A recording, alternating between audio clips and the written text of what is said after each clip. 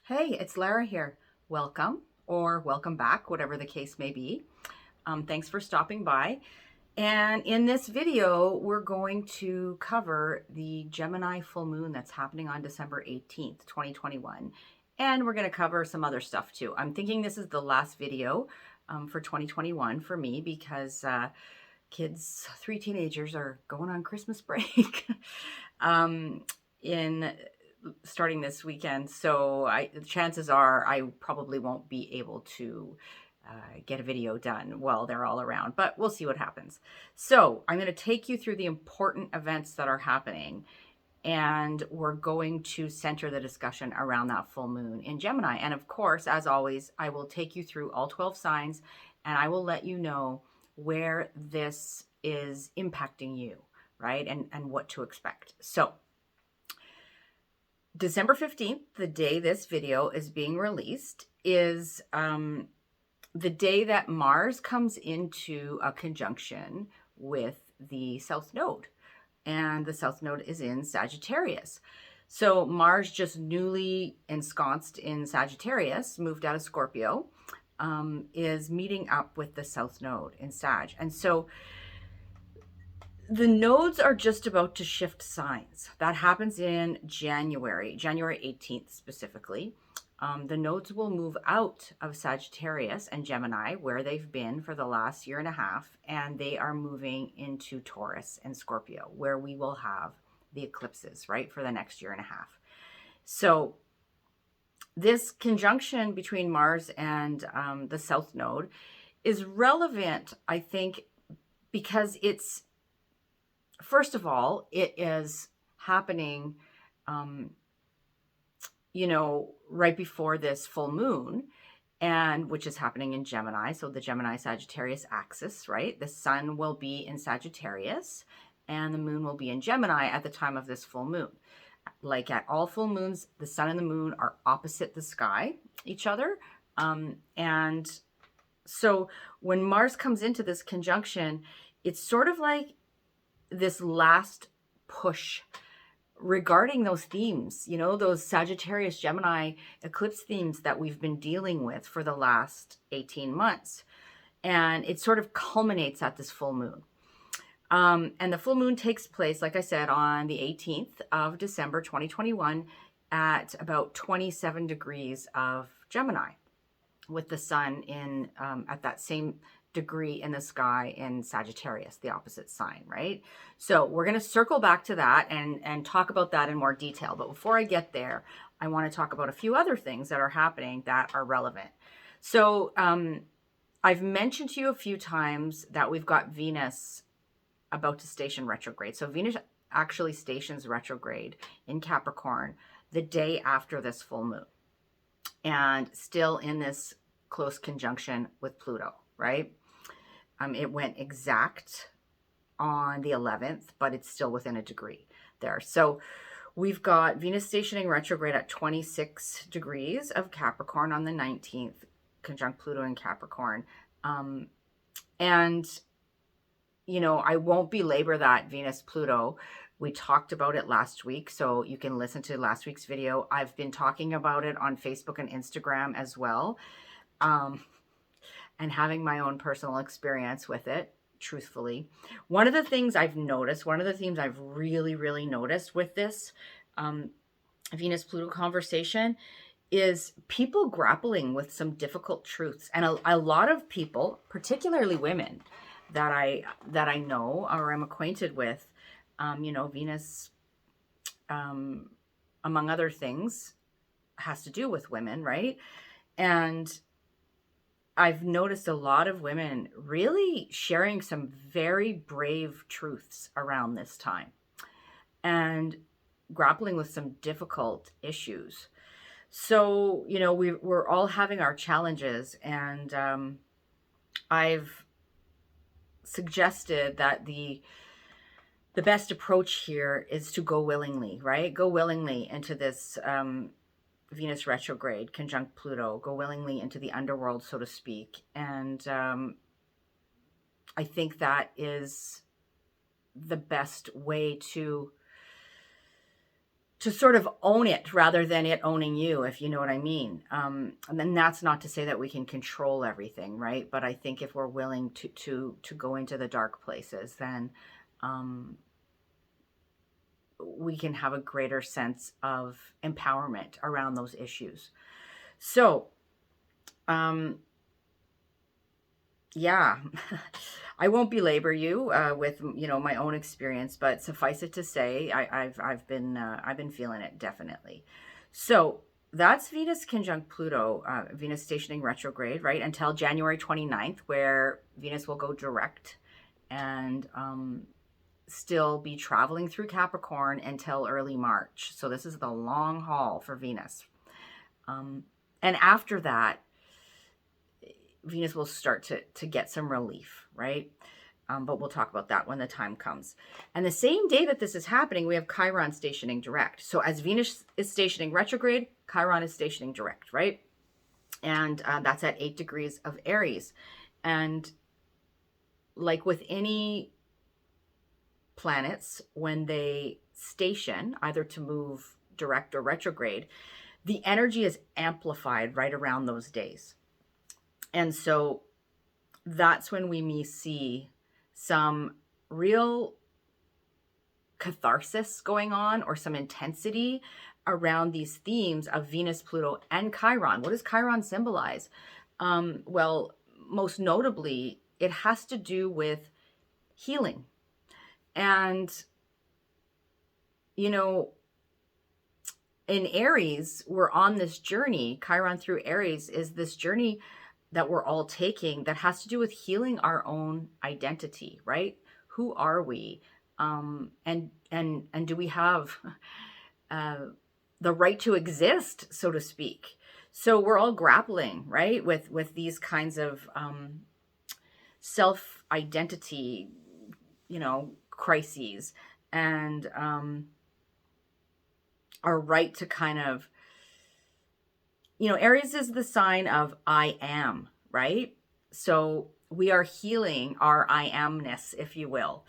And as Chiron stations direct, like I said, and Venus stations retrograde, we may see some amplification of these themes. And then on the 21st, we have the sun moving into Capricorn, out of Sagittarius and into Capricorn, which marks the solstice, right? Winter solstice in the northern hemisphere, summer solstice in the southern hemisphere. It is a point on the wheel. It's a tipping point, a turning point. In the northern hemisphere, right, which is where the tropical zodiac is based on. So we have this day when the sun ingresses into Capricorn, where we've got the shortest daylight hours and the longest night of the year. And while that sounds really crappy in some ways, the thing to take note of here is that from that point forward, we start to move towards the lighter half of the year again. So we are in the depths of winter in the northern hemisphere, but there is a shift happening, and we are moving towards, to the light half of the year. And Capricorn season, right? Capricorn ruled by Saturn, is this time where, like there was a lot of challenges going on for people at this time of the year. The pantries were, getting bare because a lot of what was saved over, things that were canned and things that were preserved, they're starting to get down to the what was left, depending on how good the harvest was. That could have been not very much. There was a lot of, starvation and sickness and that kind of thing at this time of year. But the solstice was celebrated, right? Oftentimes people would light fires and that sort of thing, as this knowingness that the light was coming back, even though we were in the depths of winter. And I actually came across a quote I wanted to share with you online a couple of days ago by a writer named Catherine May, whose books I haven't read, but when I came across this quote, I looked her up, and I'm thinking I would like to read some of her stuff. So anyways, this quote says, "Winter is not the death of the life cycle, but its crucible." And I think that during this time, that is something that we can hold on to. What is a crucible? A crucible, a crucible can be a container of sorts, but a crucible it's a test. It's a test of faith, of endurance, those sorts of things. And so this time of year tests those things, right? But we come out the other side, maybe a little battle scarred and that sort of thing, but having really run the gauntlet and picked up some very valuable wisdom. So hang on to that. Winter is not the death of the life cycle, but its crucible. By Catherine May. So that's the solstice going on. Happy solstice if you choose to mark that occasion. And then we've got on December 24th, which is Christmas Eve for those who celebrate that holiday, we've got Saturn and Aquarius in its final square to Uranus and Taurus at 11 degrees of those two signs of Aquarius and Taurus. So I said it's a final square, and it is the final exact square for 2021, the third and final. But these two planets will be pretty closely still and square to each other throughout 2022. And they were in the fall of 2022, October, they're going to come into an almost exact square again, within 1 degree. It won't be quite exact. So the thing of, that's just a heads up that this Uranus and Saturn story that's been playing out for us this year, we're all probably pretty clear on what that is. I mean, I think we're seeing what that is on a global scale, right?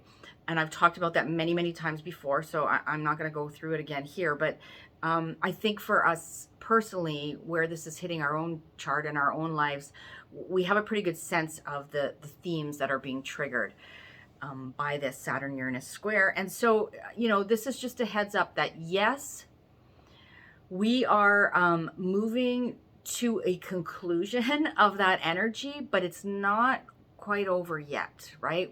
We still have some things to deal with there. So that may reach a bit of a final kind of crisis point, if you will, in the fall of 2022. So that's Saturn-Uranus square. I mentioned to you the nodes were changing signs. That's in January. We'll talk about that more when the time comes. But the last thing I want to talk to you about, just briefly before we get into the full moon in more detail, is that, can we just all have a moment of I don't know, joy, I guess, that Jupiter is moving into Pisces on the 28th of December. So if you recall, Jupiter dipped its toes into Pisces in the summer, and we had, in most places, a loosening of the restrictions around COVID and stuff, and we were kind of breathing this collective sigh of relief. Astrologers sort of knew that wasn't the end of it, but it was a nice break, and things felt lighter, right? As Jupiter moved out from under the thumb of Saturn, where it has been, right? Because Jupiter was first in Capricorn for a year and then has been in Aquarius for a year. Those signs are both ruled by Saturn. So Jupiter has been under some restrictions, under the weight of Saturn. And so that's been a bit of a downer for Jupiter, the great benefic, right? And as Jupiter breaks free of the bonds of Saturn and moves home to Pisces, a sign that it rules, we are all going to feel some relief in at least one area of life. And so that will be good news for whatever house Pisces sits for you. And I've covered this in past videos. If you know your chart, you will know that. And you can think back to the summer, you know, June sort of through July, when Pisces was in there for a little bit, and think about, you know, how things were going. And then, you know, the other piece of that puzzle is that Saturn will be left to its own devices in Aquarius. And so Jupiter can have this bit of a mitigating energy on Saturn, right? Like kind of like toning Saturn down a little, like, do we have to be so difficult kind of thing. And so, you know, I guess it's always give and take, right? There's always some sort of positives and negatives and everything. And so Jupiter is breaking free from Saturn, better able to do Jupiterian things. But Saturn is being left to its own devices. And so, you know, that could get a little bit trickier, the house that Aquarius sits for us. So, but Jupiter, just to give you some sort of something to look forward to, I guess, there's going to be some really nice things going on with Jupiter in 2022. Jupiter is coming into a conjunction with Neptune. Now, again, doesn't mean it's all good. There's always positive and negative. But in general, Jupiter in its ruling sign, right, traditional ruler of Pisces, coming into a conjunction with Neptune, which can be considered by some people the modern ruler of Pisces, definitely has an affinity for Pisces. And we also have Venus, who will eventually enter Pisces. Venus is exalted in Pisces, revered there, right? And there will be this triple conjunction coming up in the spring of 2022. So I think that's going to be some very, very different energy than we have seen throughout these last 2 years. So that is something to definitely look forward to. And we will be back to talk more about that in the lead up. So let's get into this full moon in Gemini and talk about, you know, what's happening with that, and then what's happening for each of us based on our rising sign, first and foremost. But also you can listen for your sun and your moon sign when I get there. So full moon on the 18th of December, 2021, at 27 degrees of Gemini, opposite the moon or opposite the sun in Sagittarius, right? Let me show you the chart before I forget. I don't know. I think my ink is running out because things are a little faded here, but here we've got the sun at 27 degrees of Sagittarius and the moon at 27 degrees of Gemini, right? Opposite the sky each other, like at all full moons. There we've got the north node at 1 degree Gemini, the south node up here at 1 degree Sagittarius. Remember, I was talking about that conjunction with Mars, now in Sagittarius. Nodes are about to shift into Taurus and Scorpio, mid-January there. And here we have that Venus-Pluto conjunction, right? And what I want to point out to you here, there's Jupiter at the latter degrees of Aquarius, getting ready to move home to Pisces. And as it's kind of, you know, walking out the door, it makes this really nice trine to this full moon. So that is a very nice thing, and we're going to talk about that. And we also have the ruler of this full moon, Mercury. Mercury rules Gemini. Also in a trine to Uranus and Taurus down here. So we'll talk about that. And then we have a little, what we call a quincunx going on between this full moon and that Jupiter-Pluto. Or sorry, that Venus-Pluto up here. Okay, so what does this all mean? Well, let's start with the basics. A full moon is a time in the lunar cycle when things come to a head, so to speak. We are at that point in the cycle where there is a ripening, right? The moon is at full illumination. And so there can be illumination around this time, right? Things coming to light, so to speak. Things can reach a crescendo. We can have things culminate at the time of a full moon. Things can come up for release.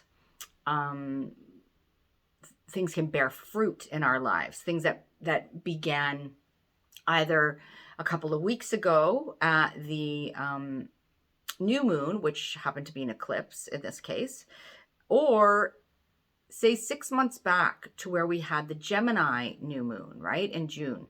And things that began around that time can reach this ripening, this time, like I said, of coming to fruition, of a crescendo, coming up for release, the high point in the cycle, so to speak. So that's the full moon energy. Full moons are oppositions, right? Where the sun and the moon are opposite each other. And so there is some need for balance here. There is some need for compromise. Full moons, oppositions rather, are of the nature of Saturn. And so they have this association with being sometimes a bit difficult, sometimes, requiring our patience. They can be taxing. They can bring up boundary issues. They can bring up, they can feel a bit rigid. Like I'm thinking of the qualities of Saturn here. There is a need, like I said, for compromise, right? Where we're trying to kind of bring these two things in, to balance. They're facing off, and we're trying to come to some middle ground in some way. And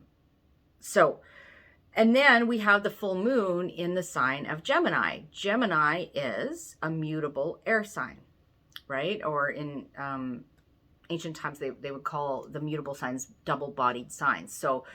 So there is this quality of adaptability, of changeability, of potentially being a bit sort of scattered and not knowing what direction to go, right? The mutable signs are the signs that mark the transition between the seasons, right? Where it could be winter one day and spring the next, and then back and forth like this kind of thing. So you can think of it in those terms. So a mutable air sign, Gemini, the sign of the twins, right, can be associated with things like curiosity, information, the exchange of information, is sometimes gossip. Air signs tend to be quite social. Air signs have a tendency, well, Gemini in particular, right, as a mutable air sign, can, have this quality of seeing all sides, but not necessarily being able to sort of land on what they think, right? It's kind of like little information from here, little information from there, but this person said that, and this person said that, and I read this, and then I read that. And so, like, it's this information gathering, information gathering and disseminating sort of, but it's not the discernment that Virgo has, which is the other sign that Mercury rules, right? Gemini gathers all the information. Virgo sort of weeds through all the information. It says, yep, I'll keep this. Nope, that's not useful, this sort of thing. And so sometimes there can be things like a bit of mental overwhelm when we're talking about a Gemini full moon. We can really have a lot that we have on our minds. And there can be communication that results, that can be quite emotional because it's a full moon, right? So that can be going on. But we do have the moon in a close trine to Jupiter, like I was saying. it's trining Jupiter in Aquarius, and the sun is sextiling Jupiter in Aquarius. And so those are conversations of support, of ease, of flow, where it's almost like I feel like Jupiter just about to, get the hell out of Dodge, get out of Saturn's house, is kind of like giving us this, like, it's anticipating going home. So, think about if you've ever, say, gone on vacation, or you've had to go visit some people. You're not in your own space. And maybe in this case, Jupiter was in Saturn's house. There's a lot of rules. There's a lot of maybe serious, conversations going on, and people need to take things very seriously. Or, there's a lot of boundaries being set. It can be not all that fun. And then, like, a couple days before you're leaving and you're heading home, and you're going to be able to kind of like go back to your normal sort of routine, and you can kind of see the light at the end of the tunnel. So it's kind of like that, like Jupiter's getting ready and anticipating being able to go home for a while, relax, and just be itself, right? Without being under the thumb of Saturn. So this full moon sort of has that bit of energy to it, despite the heaviness that's going on with Venus-Pluto things, right? And then I was saying to you that Mercury, the ruler of this new moon, is trining Uranus in Taurus. Mercury is in Capricorn right now and making a trine to Uranus, right? So they're within 3 degrees of each other. So that is considered within orb. And I get the sense, like, these are in earth signs. So there can be some potentially uplifting messages that come in, or things that are of a more sort of supportive or positive or helpful nature when we're talking about Mercury themes like communication and short travel, commerce, technology, even these sorts of things. And pardon me. So that's something to kind of be on the lookout for there as well. And of course, I haven't really talked too much about Jupiter in the sense that, what does Jupiter signify, right? Well, Jupiter was considered the most benefic planet, the most helpful planet. And it has this capacity to expand things. So the word of caution about Jupiter is that it can go over the top, right? Like, not knowing where to quit just keeps, there can be too much of it. There's such a thing as too much of a good thing. So Jupiter can have that tendency. Jupiter can grow things that we don't necessarily want to grow if we're not careful, like our debt, for example. We can, things can kind of get out of hand if we're not mindful of that, right? Because Jupiter it brings us, which is really good, and I think we need some of this right now, it brings us a greater sense of faith and optimism. And we need those things, right? We just have to make sure that we're not kind of being overly optimistic, and doing foolish things without thinking of the potential consequences of going overboard in certain ways. So Jupiter is associated with faith, with justice, with wisdom, with truth seeking, with abundance, with good fortune. It was the planet of good fortune, considered so by the ancients. So it's it's no surprise that Jupiter is the ruler of Sagittarius, Sagittarius season, where we have, the holidays, right? Merrymaking and that kind of thing. My bracelet just fell off. And so Jupiter is kind of like this Santa Claus figure, if you will. You can see up here behind me, I have a figurine there. My mother-in-law gave me that a long time ago. And I really like it. It's like a woodland kind of Santa. And he's caring for the animals and for nature, right? So anyways, Jupiter you can kind of think of as that's jolly old Saint Nicholas kind of thing. And then we've got this quincunx between Venus, Pluto, and the full moon. So that's the energy of a quincunx or an inconjunct is this energy of irritation, of an itch you can't scratch, so to speak.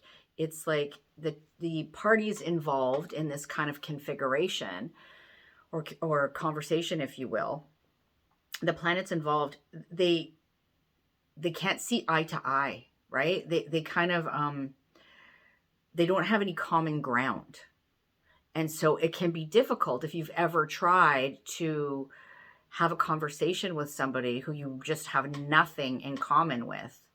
It can be difficult, right? And there may be some need for compromise. It can be irritating. And so we can have a bit of that going on at this time too. And specifically because we've got, Venus, Pluto here, it can be irritations around relationships, irritations around money matters. Those sorts of things can happen. But I think that, all in all, it is a more jovial, hopeful full moon. So let's go through the signs. And before I do, I just want to say people with placements, if you have important placements around, say, 24 to 29 degrees of the mutable signs, Gemini, Sagittarius, Pisces, Virgo, then you are likely going to feel this more personally. So if you have your sun, your moon, your rising, a personal planet, cluster of planets right around that area of your chart, then this will be more personal for you. Or even potentially, because it's happening so late in the signs here, in the mutable signs, potentially very early cardinal placements may feel this a little more personally, right? Which are Cancer, Capricorn, Aries, and Libra. So, but most notably the mutable signs, and also the air signs are getting a trine, right? Or a conjunction of Jupiter. So if it's Aquarius, it's a conjunction because Jupiter's in Aquarius.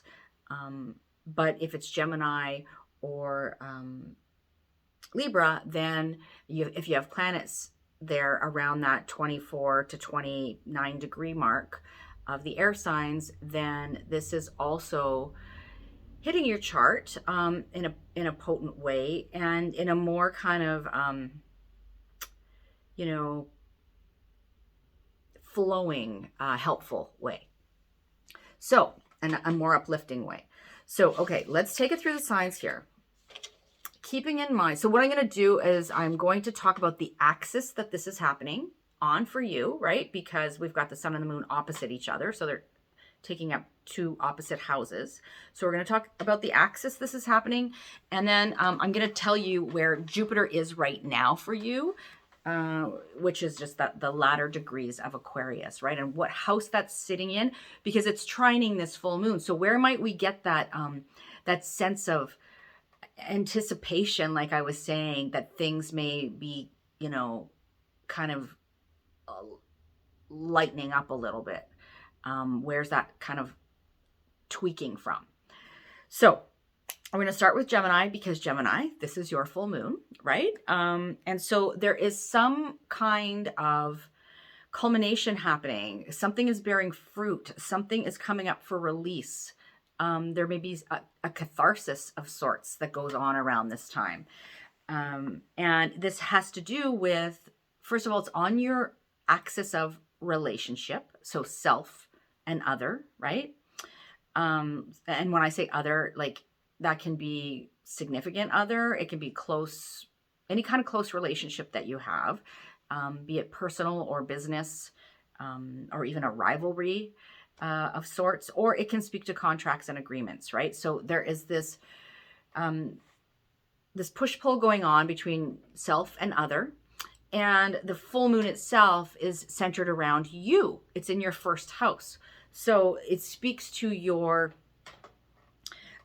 physical vitality, your physical body, even your appearance, you know, your health in certain ways. It's how you present to the world, how you come at the world, how the world perceives you, right? The first house is all about you, so it can have an impact on all areas of life when we have something going on in the first house. So that is where the full moon is hitting for you. So there could be something that began a couple of weeks ago that's reaching this moment of fullness, or something that began, excuse me, about 6 months ago around the time of the new moon in your sign, which I can't remember the exact date, but would have happened in June sometime in Gemini season. So something that maybe kind of got off the ground, or you had the first inklings of, first seeds were planted around 6 months ago, is now reaching this point of, you know, bearing fruit, or coming up for release, or all those full moon ideas that I spoke to you about. And then you've got Jupiter trining this moon, and Jupiter is sitting in your 9th house in Aquarius, which has to do with, you know, how you see the world, your belief system. It has to do with notions of expanding our horizons in some way, whether that be via, you know, what we're learning, what we're teaching others, traveling, people, you know, foreign people and places kind of thing, beliefs. Sometimes the 9th house is related to like teachers we encounter, or us being the teacher. It can be related to even like religion, anything that shapes our worldview is 9th house related and expands our horizons. So you've got Jupiter sitting there about to leave that area and head home to Pisces, right?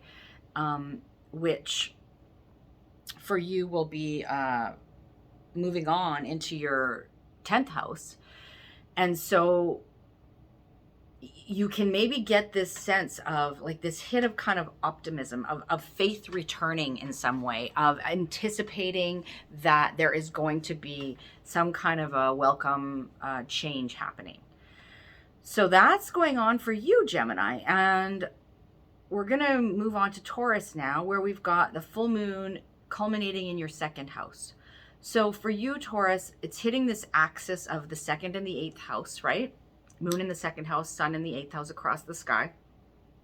And this is the axis that has to do with your personal resources, your time, your money, your energy, your personal possessions, even your sense of self-worth and what you value. And that's your 2nd house. And then opposite the sky is the 8th house, speaking to other people's resources and your entanglements with other people. So other people's time, money, energy, you know, the sort of psychological impact of your entanglements with others as well. This notion of death and, you know, rebirth happens in the 8th house, right? So, I mean, the 8th house succinctly can be seen in some ways as sort of like, you know, that notion of like the house of death and taxes. Don't feel bad. I have several planets in the 8th house. So, you know, I feel ya. But the thing is here, the full moon is bringing some, like I was saying, a sense of upliftment in some way, right? Because of this trine to Jupiter, which is sitting in your 10th house. Just about to leave your 10th house and move into your 11th. But right now, it's at the last degrees of Aquarius, and it's kind of, you know, anticipating its move home, like I was saying. So it gives this sense of like excitement and optimism, and that's coming from the area of the sky for you that has to do with your public image, your public reputation, your career, you know, your ambitions, your relationship to authority and your own authority, the legacy you wish to leave. So this is where Jupiter is making this trine to the full moon, right? So think back either 2 weeks to the new moon eclipse that happened, and you know, did something sort of transpire then that you're seeing reach a crescendo now? Or back 6 months to the new moon that happened in Gemini in the early summer, and you know what got off the ground then? What seeds were being planted that are now, you know, coming to some sort of again, crescendo, being illuminated, coming up for something to be released, perhaps. And this centers around your second house of your personal resources, like I was saying, your money, your time, your energy, your core values, you know. So it can be about getting your basic needs met in the second house. The work you do that brings you, you know, that pays the bills kind of thing. So there can be, like, for example, it could have been something that you started 6 months ago, and now at the time of this full moon, it's finally starting to pay off, like quite literally, pay off, right? So, but then there's this, because it's a full moon, so, you know, the tension and the balance required, maybe like money comes in, but maybe you've got some bills to pay, right? Other people's money, 8th house, you got to spend some of that on you know, some kind of debt or something like that. So, okay, but then, like I was saying, there's that trine from Jupiter in the 10th, which is quite lovely and helpful. So that's for you, Taurus, and I'm going to move on to Aries now, where Aries, you have this full moon culminating in your 3rd house, which has to do with communications, right? It's so, among other things, and I'll expand in just a second, but the 3rd house opposite the 9th house. So moon is sitting in the 3rd house and the sun is across the sky in the 9th house in Sagittarius. And so this is the axis of the mind, of communications. So all things, you know, that revolve around those notions. And also like movement and travel, you know, can be implicated here as well. And the, excuse me, the full moon is culminating, like I said, in that 3rd house. So we're talking about things like your communications. Again, it speaks to teaching and learning, usually things that are more of the, like the early years variety, right? Up to high school, or the learning the basics of things, the teaching or the learning of the basics. It can have to do with your immediate environment, right? And the people in it that you encounter on the day-to-day, whether those be, you know, your peers, your cousins, your siblings, your neighbors, the people in your community, that sort of thing. It can have to do with like short commutes and short trips, that sort of thing as well. Any kind of mobility, vehicles, commerce. You know, it's a busy place, the 3rd house. It's all these like sort of daily, like the daily activities, in a way, and not in the same way as the 6th house, but the daily activities, you know, where the back and forth that we have going on. And so there is this trine from Jupiter in the 11th house, about to leave Aquarius and enter its home sign of Pisces, like I was talking about in the intro. And so there's this sense of anticipation, right? Jupiter getting excited to get the heck out of Saturn's sign and go home for a while. And so we can feel this anticipation, this sense of upliftment and optimism, as Jupiter trines this full moon. And that's from your 11th house, which has to do with the group, with your worldly connections, so to speak, right? And the people that are your supporters and your allies. And you know, it has to do with your vision for the future. So Jupiter is helping from that position in the sky, is helping this full moon. And there may be something that began back at the new moon in early summer, the new moon in Gemini, that got off the ground then, that is sort of culminating now, right? Is reaching this crescendo, this catharsis, this point of ripening. So it can have to do with even like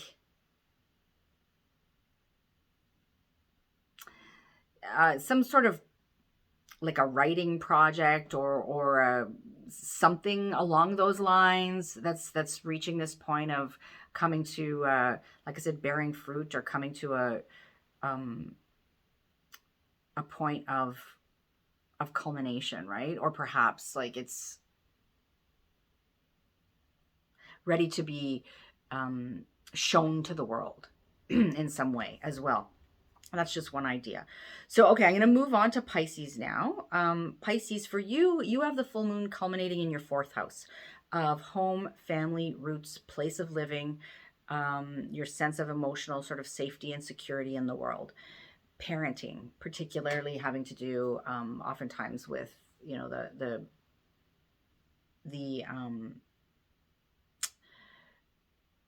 the mothers, sort of the mothering people in your life, shall we say. So if you think back to about 6 months ago, early summer, the new moon in Gemini, what transpired around then that kind of was, you know, just the first seeds were planted.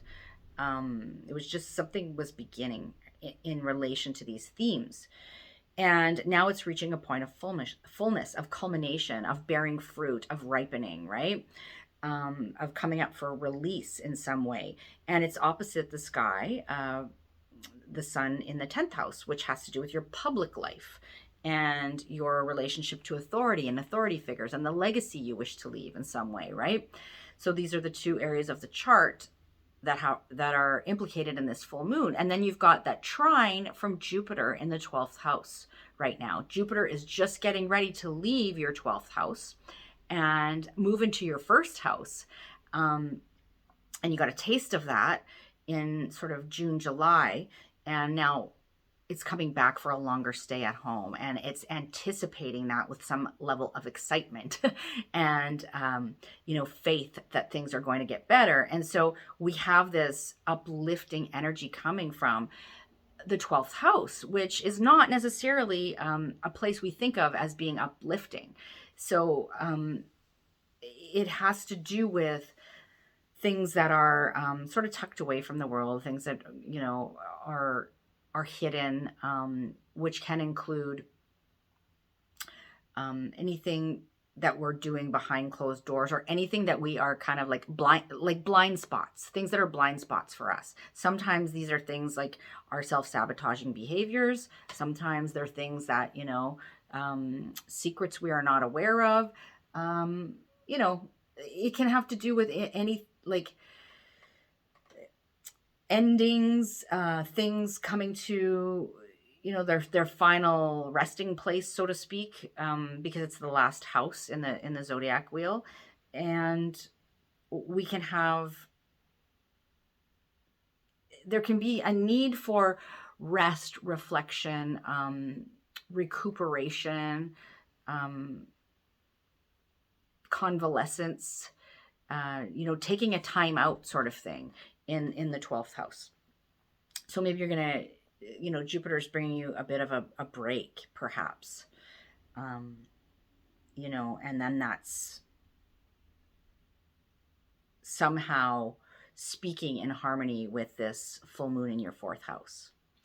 Okay, so that's for you, Pisces. Next, we're moving on to Aquarius now, where you have this full moon culminating in your 5th house of what sparks joy for you. You know, how do you have fun in life? What brings you pleasure? Also very much having to do with children and issues around children and pregnancy and those sorts of things. Um, and your creative self-expression, right? So think back to about 6 months ago in early summer where we had a new moon in Gemini, and something began then. Something got off the ground then. The seeds were planted then. And whatever that was in relation to those fifth house themes is now culminating. Coming up for release, for like it's a catharsis point, or it's a ripening moment, right? And so, and then you've got a little bit of tension going on from the other house, the opposite house, which is where the sun is sitting. And this is the 11th house of the group of friends, allies, supporters, your vision and hopes for the future. And then you've got Jupiter in your sign right now, about to leave your sign in your first house. So Jupiter is about to move out of your first house and move into your second house. And, you know, Jupiter is going to go home. And it's anticipating that, like I was talking about in the intro, and there's this kind of sense of excitement around that. And so it is speaking in harmony with this full moon, right? From this place of you. Who are you? Your physical vitality and your sense of how you present to the world, how the world perceives you, how you come at the world. First house is very significant, right? Because things that go on in the first house kind of impact everything else, because it's all about you. And so there can be this sense of anticipation going on there as Jupiter is trining this full moon and bringing a hit of optimism and faith. So that's what's going on for you, Aquarius. Next, we've got Capricorn, where this full moon is happening in your 6th house.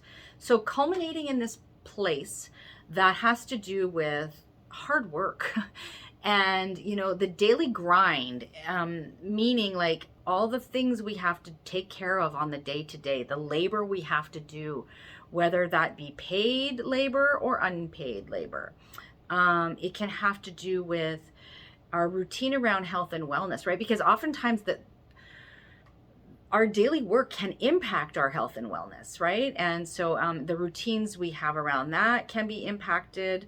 You know, illnesses can be a part of the 6th house. Pets can be a part of the 6th house. So these are all things, Capricorn, that are reaching potentially this moment of release, crescendo, catharsis, bearing a fruit, you know, in some way, shape, or form. And that's opposite the sun in the 12th house, which is how you kind of retreat from the daily grind, so to speak. You know, if the 6th house is the house of order, the 12th house is the house of chaos, so to speak, right? The unseen world. Kind of like those things that are not part of our daily normal kind of work, so to speak.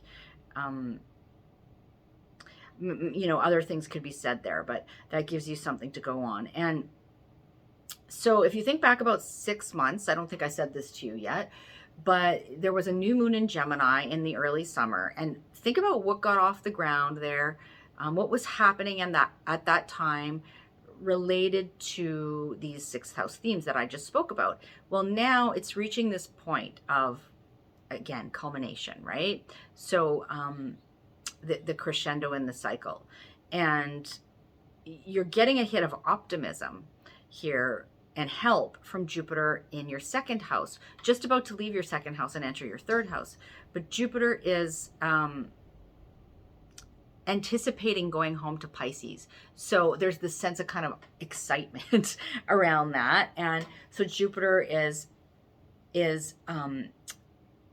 giving some kind of sense of like ease at the time of this full moon. And that for you is coming from your 2nd house of your personal resources. So your money, your time, your energy, what you value, your sense of self-worth, right, can be getting can be harmonizing with this full moon right now. So, or on the 18th when it happens. So around this time, right? Okay, so that's for you, Capricorn. We're going to move to Sagittarius now. And Sagittarius, for you, the full moon is culminating in your 7th house of one-to-one personal relationships. So close personal relationships of all kinds. You know, whether that be like sort of like committed partnerships or business partnerships, or rivalries, or contracts and agreements, right? Things surrounding contracts and agreements can come up right now as well.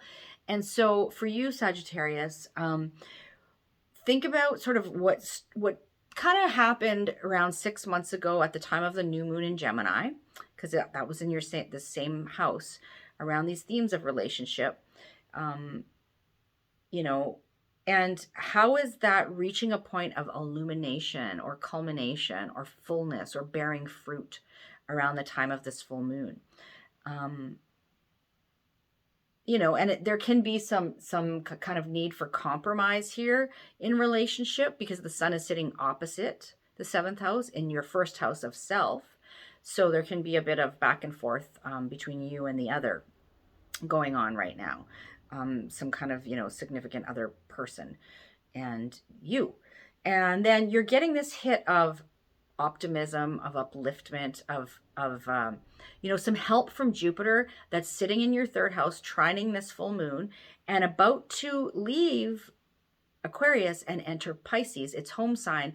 So it's getting a little, you know, kind of antsy and excited about that, and trying to give a little gift to you at the time of this full moon. And that's coming from your 3rd house of siblings, of the people in your close environment, your peers, your cousins, your neighbors, your community. It can have to do with communications. It can have to do with, you know, short sort of travel. Can have to do with commerce. These are all 3rd house themes. So there's a little, you know, hit of optimism and faith from Jupiter that's hitting this full moon in a harmonious way, just before it moves into Pisces at the end of this month, before we head into 2022. So the Sagittarius, that's for you. I'm going to move to Scorpio now, where Scorpio, for you, we've got the full moon culminating in your 8th house. So there is something reaching a crescendo, a catharsis, a coming up for release, a point of fullness, of ripening, of bearing fruit, these sorts of things. That has to do with your 8th house. And that is speaking to themes of other people's resources. So other people's money, time, energy, or money that you have sort of entangled with other people and institutions, right? Debt, taxes, loans, bursaries, inheritance, all of these sorts of things. And it can also have to do with just like your general entanglements with other people, and how those can have a psychological impact on us, right? And can require us to deal with that. And the 8th house also speaks to themes of death and rebirth as well. So this is where this full moon is culminating for you. And if you think back about 6 months ago to the new moon that happened in Gemini in early summer, something transpired then in this area of the sky that, you know, some new seeds were planted. Something was just kind of coming into your awareness. And now it's reaching, you know, or you maybe set some intentions around these things. And now it's reaching this point of fullness now at this full moon. Opposite, you know, in a little bit of like, push and pull with your 2nd house of your own personal resources, right? The money you make for your skills and talents, and how you get your own needs met, and what you place value on, and that sort of thing, your sense of self-worth. And then we've got Jupiter over there in your 4th house of home, family, roots, place of living, real estate, these sorts of things that are, and Jupiter is making a trine, like I was saying, to this full moon. So there's a hit of optimism there. Jupiter is bringing some upliftment, some buoyancy, to this full moon. And, you know, it's like just about to leave that area of the sky. And as it's on its way out the door, it's anticipating going home. So, you know, there's some excitement there around what's to come.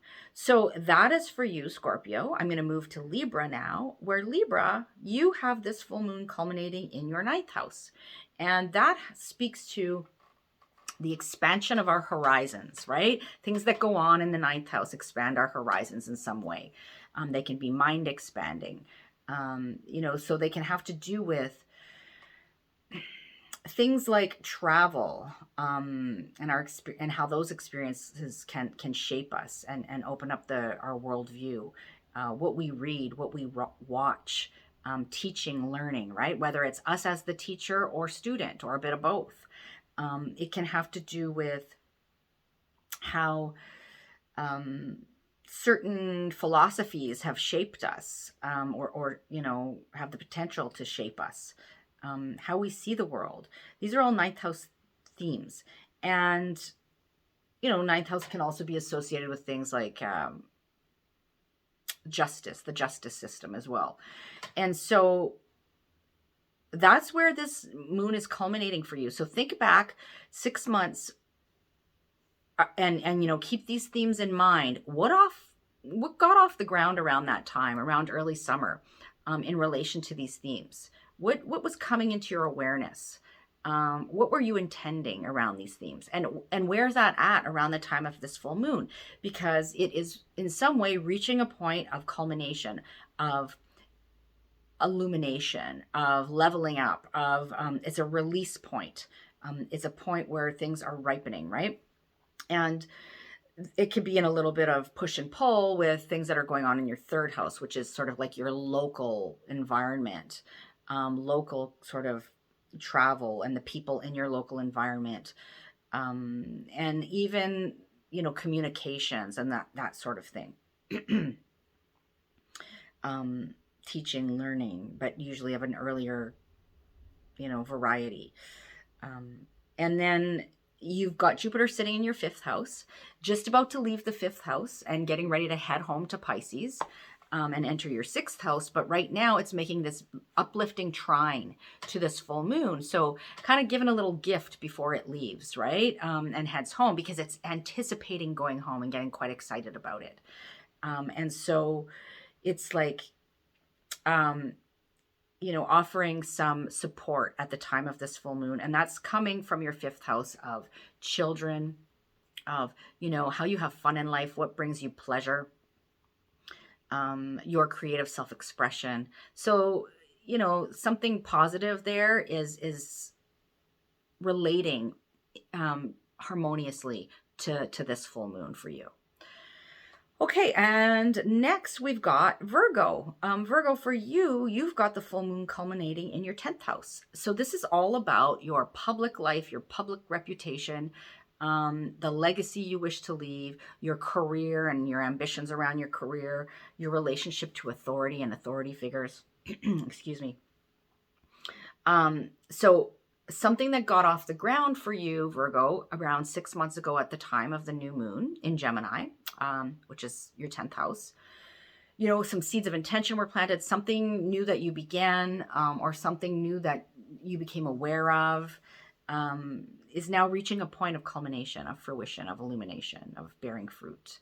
And there may be a little bit, you know, of push and pull between that very public house and opposite the sky, where the sun is sitting in Sagittarius in your 4th house of home, family, roots, place of living, right? 10th house is your material security. The 4th house is your emotional security. So these things, there's a bit of push and pull going on here.